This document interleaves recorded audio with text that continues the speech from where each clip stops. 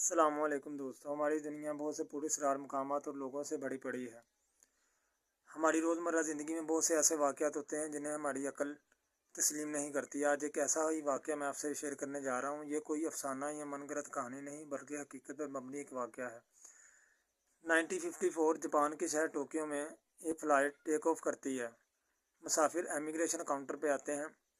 ان میں ایک عام سا شخص جو یورپین شکل و صورت لیے، سفید لباس پہنے، ہاتھ میں بریف کیس پکڑے، امیگریشن کاؤنٹر پر حاضر ہوتا ہے۔ وہاں پہ جاپانی حکام اس کے ڈاکومنٹس کو چیک کرتے ہیں، اس کے سفری دستاویز کو دیکھتے ہیں، سب کچھ ٹھیک لگ رہا ہوتا ہے۔ اس نے میں امیگریشن حکام سے پوچھتے ہیں کہ آپ کون سے ملک سے آئے ہو، اور وہ وہاں پر ایک بہت ہی حیران کرنے والی بات کہتا ہے جو امیگریشن حکام کو حیرت اور خوف میں مبتلا کر دیتی ہے۔ وہ ایک ایسے ملک کا نام لیتا ہے جو دنیا کے کسی نقشے پر موجود نہیں تھا، اور اس سے پہلے کسی نے بھی اس ملک کا نام نہیں سنا تھا۔ وہ اپنے ملک کا نام ٹوراڈ بتاتا ہے۔ اس کے پاسپورٹ کے اوپر بھی وہ ملک کا نام ٹوراڈ لکھا ہوتا ہے۔ جاپانی حکام سے پوچھتے ہیں کہ یہ ملک کہاں پہ ہے۔ جاپانی حکام سمجھتے ہیں کہ یہ شخص شاید ہم سے مذاق کر رہا ہے، تو وہ شخص غصے میں آ کر کہتا ہے کہ یہ 1000 سال پرانا ملک ہے۔ وہ ایک نقشہ منگواتا ہے۔ جب وہ نقشہ منگواتا ہے تو اس کے اوپر اسپین اور فرانس کے درمیان انڈورا ملک جہاں پہ موجود ہے، وہ وہاں پہ انگلی رکھ کر نشانی کرتا ہے کہ ٹوراڈ یہاں پر موجود ہے اور یہ 1000 سال پرانا ملک ہے۔ جاپانی حکام اس کی ان باتوں سے بہت ہی زیادہ حیرت میں مبتلا ہوتے ہیں۔ جاپانی حکام جب اس کا پاسپورٹ چیک کرتے ہیں تو اس کے اوپر وہ پہلے بھی یورپ کے مختلف ملک اور جاپان میں ٹریول کر چکا ہوتا ہے۔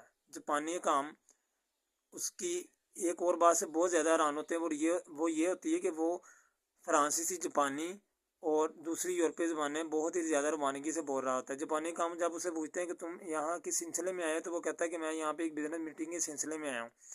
جاپانی حکام جب اس کمپنی سے اس شخص کے بارے میں پوچھتی ہے تو وہ کہتی ہے کہ ہم نے کسی شخص کو ایسی میٹنگ کے لیے اپنے پاس نہیں بلایا۔ جاپانی حکام اس کو ایئرپورٹ کے قریب ایک ہوٹل میں لے جاتے ہیں۔ وہ ہوٹل ایک ٹاپ سیکریٹ ہوٹل ہوتا ہے۔ وہاں پہ ایک کمرہ ہوتا ہے، سیل، دروازے سیل اس کے ہوتے ہیں، کھڑکیاں وغیرہ سیل ہوتی ہیں۔ اس شخص کو اس کمرے میں حکام ٹھہرا دیتے ہیں اور 2 سیکیورٹی گارڈ جو ہے نا دروازے کے باہر کھڑے کر دیتے ہیں۔ اگلے دن کا منظر کیا ہوتا ہے؟ اگلے دن کا منظر یہ ہوتا ہے کہ جب وہ دروازہ کھولتے ہیں تو نہ وہ شخص وہاں پہ موجود ہوتا ہے، نہ اس کا کوئی سفری ڈاکومنٹ، دستاویز، کچھ بھی وہاں پہ موجود نہیں ہوتا، جیسے کہ وہ شخص وہاں پہ آئے نہیں۔ اب کوئی توڑ پھوڑ کا نشان نہیں ہوتا، کوئی کھڑکی نہیں ٹوٹی ہوتی، کوئی دروازہ نہیں ٹوٹا ہوتا۔ وہ شخص جو جاپانی حکام کو بہت زیادہ حیرت میں مبتلا کر دیا ہوتا ہے اس شخص نے۔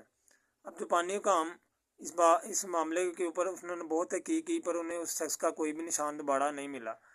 اب مختلف لوگوں کے یہاں پہ نظریات ہیں۔ سب سے پہلا نظریہ جو بہت ہی زیادہ مشہور و معروف ہے وہ یہ ہے کہ CIA اور KGB نے سازش کی ہو سکتی ہے، انہوں نے اس شخص کو بھیجا ہو غلط خبر پھیلانے کے لیے۔ دوسری بات یہ ہے کہ لوگ اس خبر کو غلط کہتے ہیں اور یہ کہتے ہیں کہ کسی نے یہ من گھڑت کہانی بنائی ہے۔ تیسری بات یہ ہے کہ لوگ سمجھتے ہیں کہ اخبار نے غلط رپورٹ چھاپی ہے، حالانکہ یہ ایسی کوئی بھی بات ثابت نہیں ہو سکی۔ حقیقت میں وہ شخص ایئرپورٹ پہ ضرور آیا تھا اور اس نے ملک کا نام ٹوراڈ بھی بتایا تھا اور ایک ایسا پاسپورٹ بھی دکھایا تھا جس کے اوپر ٹوراڈ ملک لکھا ہوا تھا۔ تو اس کے بعد جاپانی حکام نے اس کے اوپر خیر بہت تحقیق کی۔ ابھی تک یوٹیوب اور مختلف ریڈٹ پلیٹ فارم اور مختلف جو اخبار ہیں انہوں نے اس رپورٹ کے اوپر کافی زیادہ مواد تیار کیا ہوا ہے اور لوگ اس چیز کے بارے میں دلچسپی لے رہے ہیں۔ اگر آپ کو میری ویڈیو پسند آئے تو لائک اور سبسکرائب ضرور کیجیے گا اور بیل آئیکن کا بٹن دبانا مت بھولیے گا۔ شکریہ، اللہ حافظ۔